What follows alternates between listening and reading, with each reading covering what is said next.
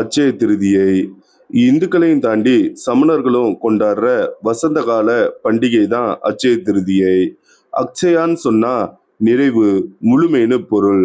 சமணர்களோட மதத்தை உருவாக்குன ரிஷபதேவர் தன்னோட ஒரு வருஷ கடுமையான தவத்தை முடிச்சிட்டு அரசன் சீரியன்ஸ் கிட்ட இருந்து கரும்பு சாறு வாங்கி குடிச்சாரு.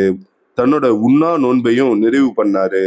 அந்த நாளை தான் அக்ஷய திருதியைன்னு கொண்டாடுறோம். இந்துக்களை பொறுத்த அளவுக்கு இதுக்கு நிறைய காரணம் இருக்கு. பகீரதனோட கடுமையான தவம் முடிஞ்சு ஆகாயத்துல இருந்த அளவில்லாத தூய்மையான கங்கை நீர் பூமிக்கு வந்தது இந்த நாள்ல தான். முடிவில்லாத சிரஞ்சீவியா வாழ்ற பரசுராமர் பிறந்தது இதே நாள்ல தான்.